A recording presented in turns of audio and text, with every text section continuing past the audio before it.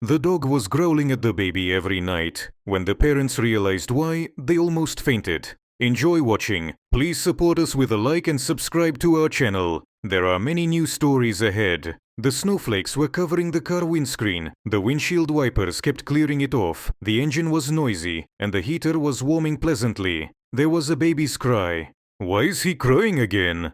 Semyon sighed. "I don't know. How should I know? You tell me since you're so clever," Lera answered.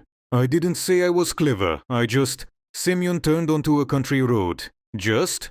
Just what? Don't bother with your advice if you don't know." The woman began to rock the child, and he fell silent. "You see?" Lera smiled. "There was a hammock. The car jumped. The baby started crying again." "I see." Semyon grinned. "Hey, did you do that on purpose?" Lera was rocking the child again, but he continued to cry. "He cannot calm down. Why did you do that?" "Lera, the hammock wasn't there for me. So at least don't look so happy." "I don't." Semyon drummed his fingers on the steering wheel. "Okay, it doesn't matter. Is it that house?" "Yes, it is." It was a small old blue house with a rickety roof. The road was full of snow, so they had to leave the car on the side. "Don't wait for the red carpet. You'll have to go like that. But next time, I promise it will be there. You could carry me in your arms." "We're not at the registry office. Follow in my footsteps." Semyon straightened up and moved forward. Lera's feet sank into the snow up to her knees. She swayed. "Semyon!" She managed to scream and fell. The woman was holding the baby tight.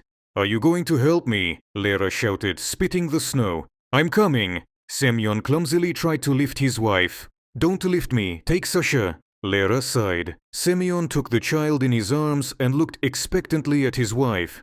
"Would you like to give me your hand?" It seemed Lera herself would soon become a snowdrift. Semyon took the child in one hand and handed his wife the other. She grabbed his hand and pulled. The man fell into the snow together with Sasha. "Yeah," the woman said. "Thank you, my dear, for your help." The couple opened the door with difficulty and had to shovel a ton of snow. It was dark inside. When Semyon finally managed to turn on the light, he saw bags of some grain piled up in the corner. They looked old. Some grain spilled out of the holes. The man thought a little, slung a bag on his back, and threw it out of the house into the yard. He did the same with the other bags. He also threw out the rest of the junk. The house began to breathe and filled with warmth as if it had come to life. They decided to give Sasha a small room with holy wallpaper, ugly but the warmest. "And we will sleep here." Semyon spread his hands and looked at the picture above the bed. It depicted the nutcracker near a Christmas tree. "But hang the picture in the baby's room. Don't you like it?" Semyon thought a little. "Oh, don't answer. I'll do it right now." The man used a hammer to put a nail into the wall. He heard a muffled sound, which he decided to ignore. Something might fall. Maybe some piece of wood, he thought, but hit his finger instead of the nail. The man cursed quietly. "Semyon, you shouldn't say that in front of the child." "How did you hear that?" Semyon was surprised. "I hear everything," Lera shouted from the other room. The night fell. Lera put the child to bed. The moonlight penetrated the room, falling onto Sasha's face. The wind was blowing. Semyon and Lera were lying under a warm blanket and whispering. "I hope we can live here differently, better than in the city," Lera said quietly. "Yes, I hope too," Semyon sighed loudly. "And I hope the fresh country air will make you feel better." "Me too." She coughed loudly for the first time in a while. "Did you take medicine?" "Yes, please don't worry. Everything will be fine." Lera smiled faintly and pressed herself close to the man. Semyon was snoring, but Lera couldn't fall asleep. It seemed to her that shadows were running along the walls and trying to reach her. There was a strange rustling sound, and then another one. The woman's heart began to beat faster. She tucked the blanket under herself and began to look around. "I need to check Sasha," Lera thought. "Semyon, wake up!" The woman began to bother her husband. "Please wake up," Lera repeated nervously. Semyon hummed. "What? What is it? What happened, Lera?" Her husband spoke in a sleepy voice. "I hear some rustling noises. You need to check it out." The woman listened again, and her face became even tenser. Someone is whining outside." "Lera, are you okay?" Semyon was seriously worried. "Someone is whining there. Get up and check." "Where is it whining?"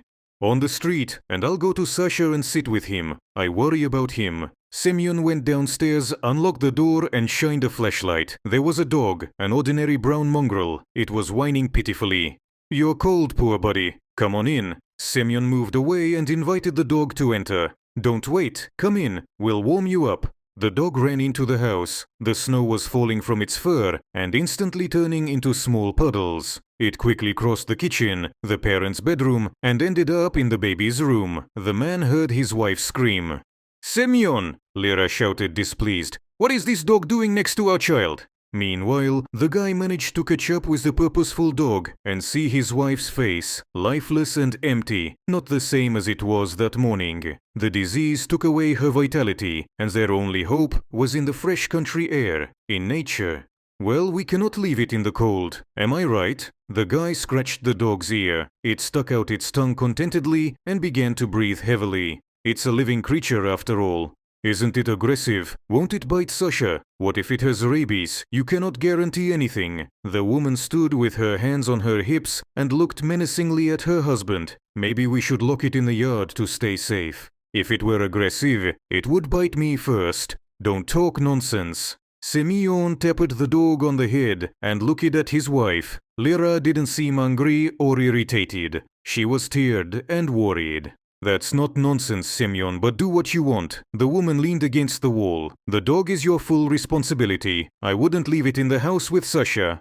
"I guarantee everything will be fine, don't worry." Her husband was scratching the dog's belly. His new friend was rolling on the floor, leaving a small puddle due to the snow stuck to its fur. "Let me help you." He supported his wife and brought her to the bedroom. The house fell silent. The dog didn't make a sound, and Lera could finally fall asleep. However, she had nightmares. An enormous shapeless shadow was chasing the woman around the house. The steps of the stairs were endless, and Lera became increasingly exhausted. Eventually, she had to turn around and see the shadow. Numerous eyes were looking at her without stopping. Lera felt scared. She was numb and couldn't move. Suddenly, the creature screamed, and then Lera woke up. That was a rooster from the house next door. The sun was rising, making the room bright and not as scary as it seemed at night because of all those shadows. Meanwhile, Semyon was cooking something in the kitchen. The smell of scrambled eggs spread through the house. Where did he get the eggs from? Lera thought, and tried to get out of bed. Despite the nightmares and running around in her sleep, she felt good. Lera took the pills her husband left on the nightstand, dressed warmly, and went out to see him. Semyon was deftly sending the eggs from the frying pan to the plate and humming something under his breath. When he saw his wife, he smiled. "You finally woke up. Lera, sit down, please. I'll feed you." Semyon looked at his culinary creation with pride and pushed back the chair so his wife could sit. "Where did you get the eggs? We didn't take them from the city," Lera asked. "I have a surprise for you, but first, breakfast." "Okay, thank you." Lera answered warily and picked up her fork, but then she put it down. "Wait, I'll bring Sasha." "Alisa will look after Sasha, don't worry," Semyon said and cut off a slice of bread. "Alisa!" Lera got scared.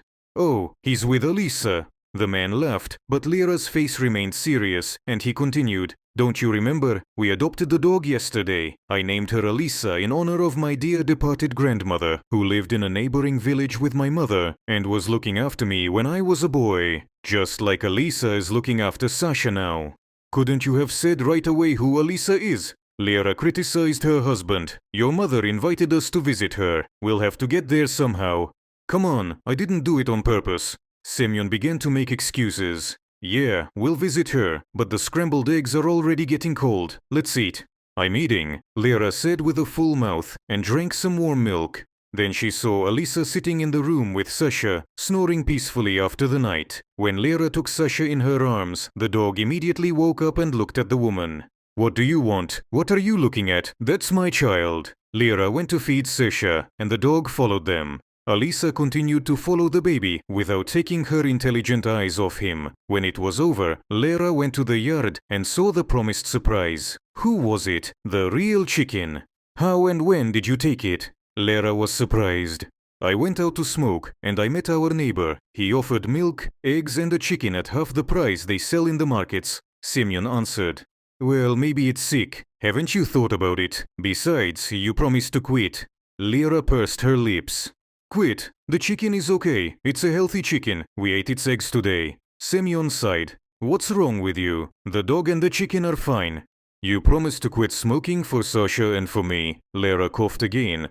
I thought I could smoke while you were sleeping. Semyon spread his hands, no longer happy about the profitable deal. You promised. Lera repeated and laughed. Alisa looked at Semyon. Well, are you judging me too? I'll quit. The dog seemed to nod as if she didn't believe the guy and ran away after Lera. Semyon continued throwing garbage out of the house and brought water from the well. The guy chose bowls for Alisa, gave her some water, and fed her with meat they wanted to use for soup. The dog wagged her tail gratefully. Lera was wiping the dust, repeatedly sneezing and coughing. Semyon offered to replace her, but she only shook her head and continued cleaning the house. The day went by with cleaning and other household chores. The night fell. Lera got used to it quite well and was less afraid of the dark in her new house. When the woman had almost fallen asleep, she suddenly became wary. The same rustle again. There were the same unpleasant noises in the house. Lera's throat was dry from worry and fear. She reached for water and heard a bark. The woman screamed in fright and knocked the glass onto the floor, forming a small puddle underneath it. Semyon, wake up! Without further ado, she elbowed her husband in the side and jumped out of bed. What? What happened again? Is the second dog whining? Semyon tried to joke, although he was sleepy. No, the first one is barking. Lera ran into the baby's room. The dog was growling menacingly and looking at the woman. Semyon somehow got up and ran after her. He found a weird scene. Their kind and friendly dog seemed more dangerous than a wolf. Alisa was looking around in search of something and continued growling. Does she have rabies? No, maybe Alisa had a bad dream as you did. Semyon hugged his wife. You also growl after something like that. That's not funny. Lera removed Semyon's hand and leaned over to the dog to pet it. That's creepy. It is, but she seems to have calmed down. It was a false alarm. Maybe you're right. Maybe she dreamed something. Lera took Sasha in her arms since he was crying. Maybe. After the couple managed to calm Sasha and Alisa down, they went to bed. But that wasn't the end. The chicken began clucking. Semyon, go check it out. I need to rest. Lera turned pale and coughed again. Of course, Lera. Lie down. I'll be there in a minute. Semyon quickly went downstairs but didn't find anything criminal. The chicken calmed down and perched. I don't understand anything, Semyon said out loud and returned to bed. In the morning, it all happened again. Lera's medicine, breakfast from Semyon, his favorite scrambled eggs, and Alisa trailing behind Sasha. Semyon decided not to bother his wife and tell her the chicken had laid no eggs. His neighbor explained the animal needed time to get used to the new environment. The man nodded and returned to his chores. Lera, I need to get some dog food for Alisa since we don't have enough meat for her to eat. The dog barked contentedly, happy to be fed so well. Go ahead, of course. I have security here, Lera agreed. Semyon bought dog food, some groceries and a pack of cigarettes. He was long twirling it between his fingers. It was hard for him to quit, but he had to for the sake of his son and wife. That would be the last, he said, and took a drag. Meanwhile, Lera felt eerie in the house alone. It was so quiet there, just something was rustling, and the wind was howling, but still, Alisa's presence was calming, so the woman spoke to her. Sasha was sleeping peacefully in his crib. It's not going well between me and Semyon. I always tell him something offensive or argue, Lera began. Alisa looked at the woman carefully and came closer, putting her ear to her side. Will you listen to me? Lera was surprised. The dog wagged its tail.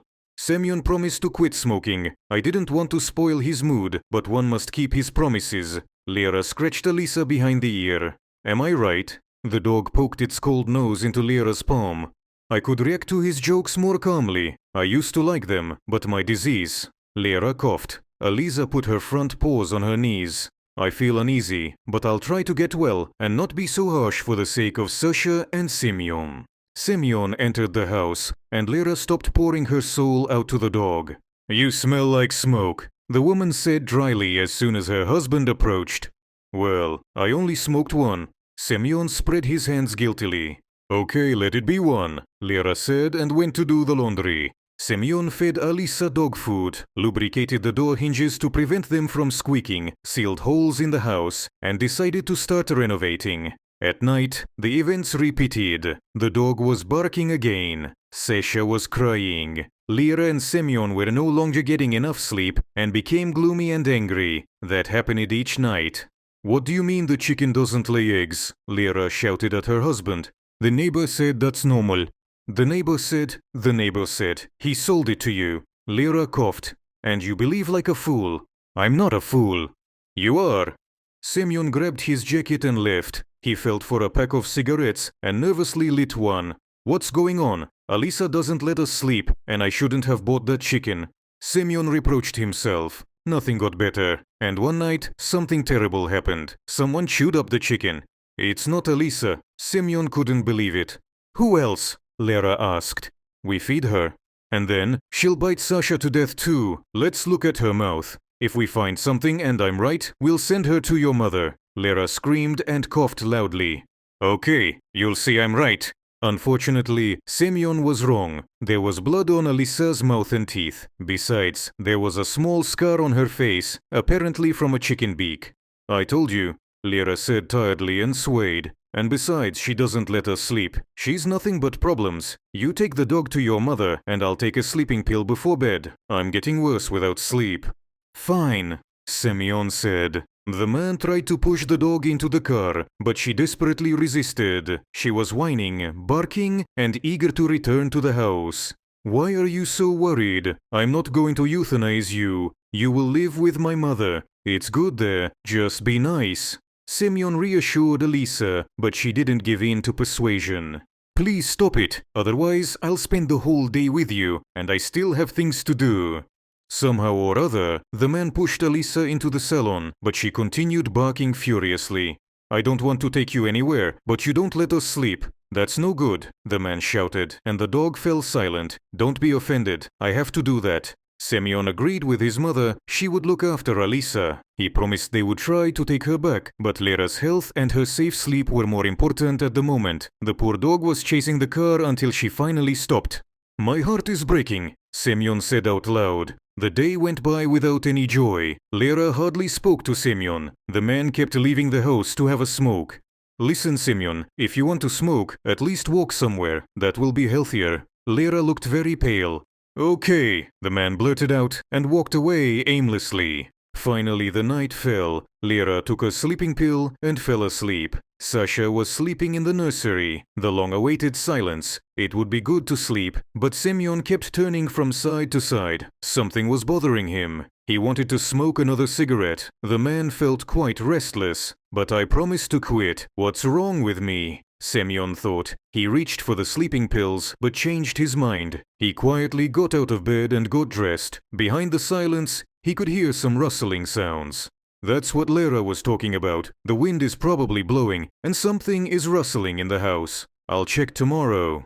Semyon whispered to himself and left the house. The man stood at the front door, twirling a cigarette between his fingers. He was going to walk along the dark streets and think about life. But the most important thing was to smoke. Semyon looked at the cigarette and was about to go, but something delayed him. The guy hesitated. However, he wanted to smoke one more cigarette, the last one, and quit, finally quit. But after that one...